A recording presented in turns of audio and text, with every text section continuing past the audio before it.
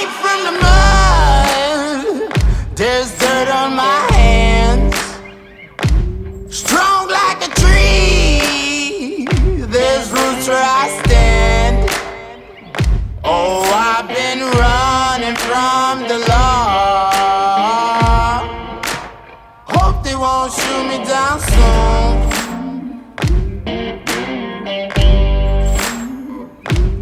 Days been gone, a sleepless night. Try to catch me howling at the moon.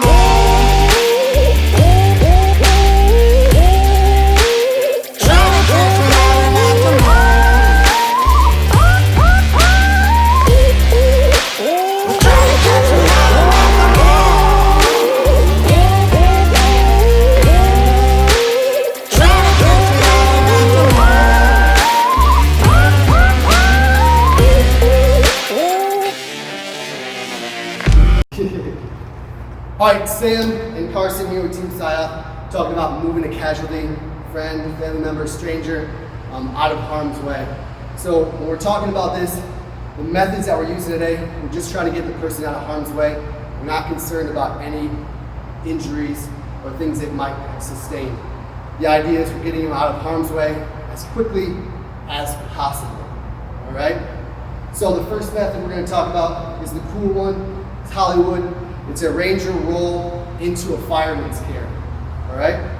So the first one, this version, I'm going to start laying down.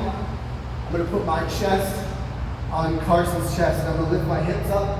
I'm going to grab this far leg, getting as high as I can, and then I'm going to think about throwing a pass right towards the camera. Get into my knee, up, get in a good position, and then I can control one arm and one leg with one hand if I have to. All right, guys, so here with our second method, going into that ranger's roll to a fireman's carry. So this one, we're gonna start off knee on the ground, outside his hip. This leg is gonna be up, okay? And same idea, I'm gonna reach underneath, grabbing his kind of hip to a hip bone, thigh, as much as I can. My ear is going to go down to his other opposite side hip, and I'm going to try to roll that way as best I can. All right?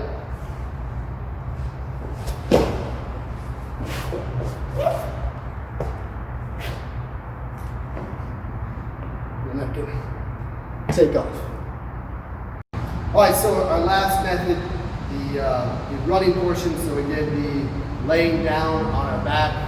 That's kind of your crawl. The walk would be up on the knee, and then the running version of this is standing up, walking into it. So everything else is pretty much the same, except we'll walk into it. It's a little bit easier, in fact, because you've got some momentum. Sometimes doing the back-to-back version or back-to-chest version is a little more difficult because you're starting from a static position.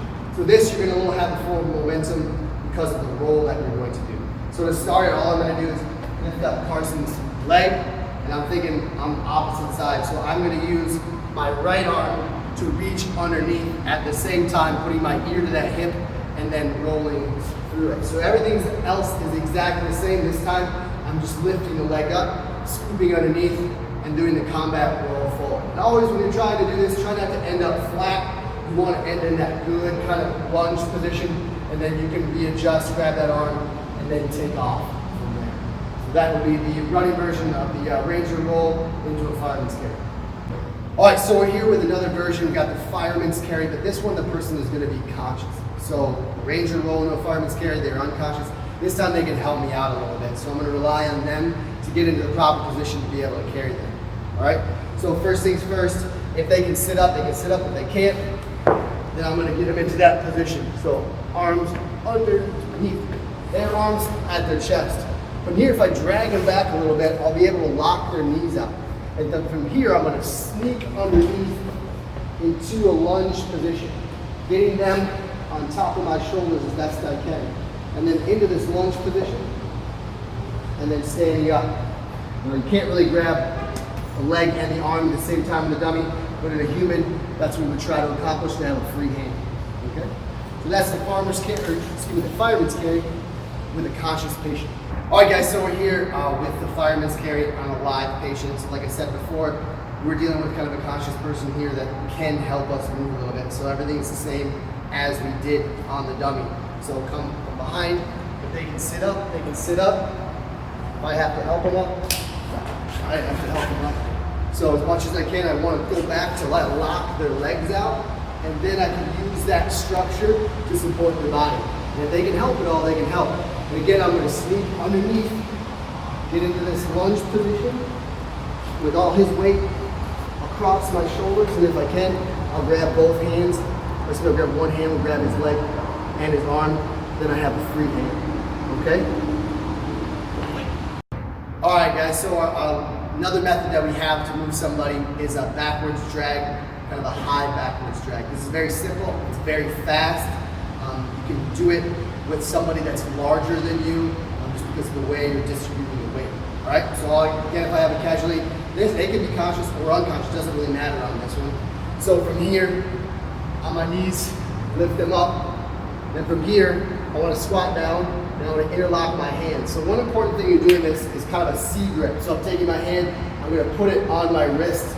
And because my wrist is thinner than my hand, it creates a good spot for me to get a good tight grip onto. Some people will grab the wrist of their casualty. You don't necessarily have to do that. All right, so I'm going to grab my own wrist. I'm in a good squatting position. And then I stand up, and then I drag the casualty back. The only friction points being here are their heels. So you're reducing a lot of friction and making it very easy to move somebody. It's not as fast, but it's simple and it's quick. All right, so the next method we have is a fireman's drag. This version is going to be of a crawl, and sometimes this is termed a handcuff drag. All right, so what we're working with now is the other versions we've been standing up. Now this version, if it happens to be low visibility, or there happens to be smoke, or if I have to keep a low profile throughout. All right, so this version, you can use a lot of things. You can use a towel, you can use a rag, but prefer to use a belt. So if I have a belt, you can use mine. If the casualty or patient has a belt, we can use that. So I will straddle the patient casualty here, and all I'm going to do is pretty much handcuff, all right? So we're using the wrists here because they are smaller than the hands, so it creates a nice, natural little spot for the belt to sit. Now this one, now I'm going to slide my head through since he's handcuffed or she's handcuffed. I'm going to slide my head through, and then I'm on all fours. And from here, I can take the casualty out, keeping a low profile if I have to. And you can travel a pretty far way in that. It's nice and slow. It will depend a lot upon how heavy your casualty is, what they have on, and the floor or ground that you're carrying. But it's a great way to move somebody at a very low profile position. So there you go. All right, guys, so we're back here with another version. This is another fireman's drag. So this version, you can use a piece of rope, webbing, if you happen to have it. So this version, you probably have to have this handy. So this isn't a bad thing. It's never bad to have a little bit of rope or webbing around with you. So with this version, we're going to kneel down behind our casualty. We're going to loop one hand, go underneath the neck, loop the other.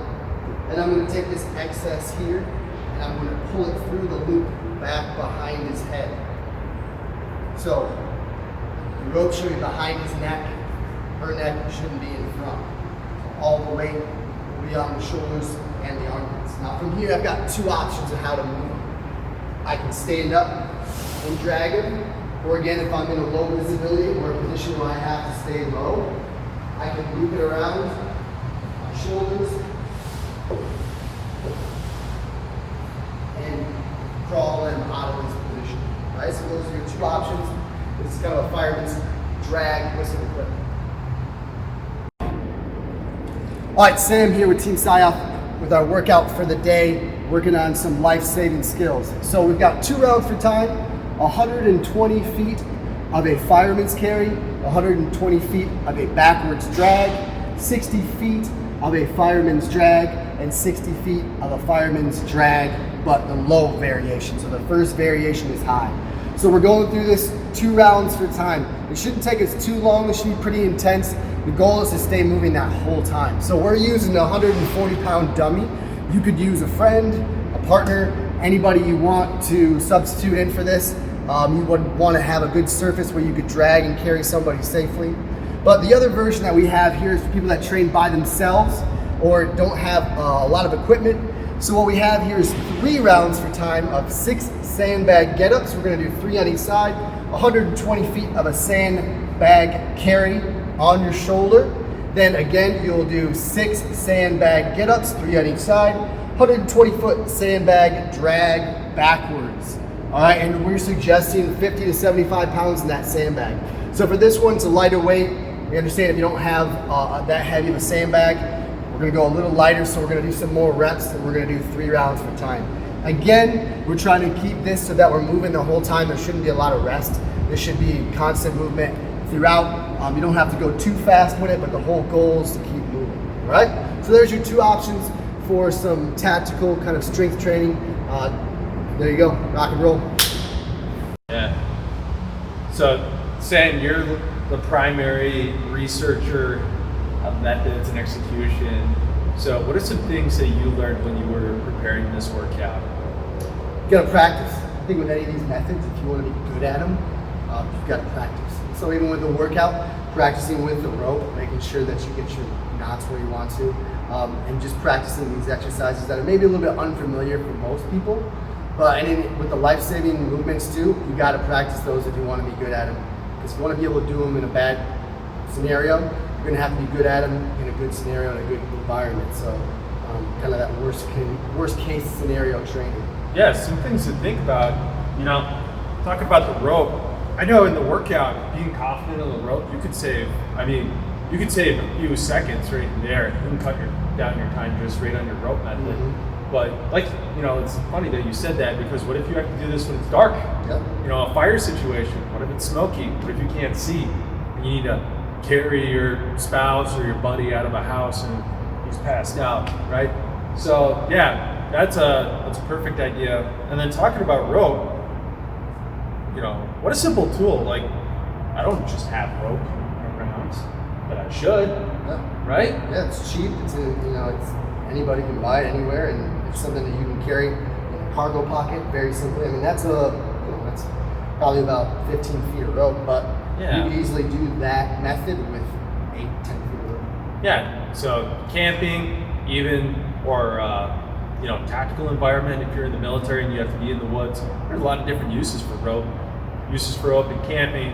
Obviously, in the firefighting community, rope's pretty important. Yep. You can keep this in the side panel of your truck, and you put it in a bag. It's lightweight. There's a lot of uses. This is a nylon one. I don't know. Would you prefer to keep rope around or straps around? What would you prefer? Probably straps? I like just rope. The webbing straps is very versatile too. You can't do knots with straps. It's a little more difficult. Yeah, there's certain things you have to do. And I goofed around with 550 core too, just because from the military, coming from that side.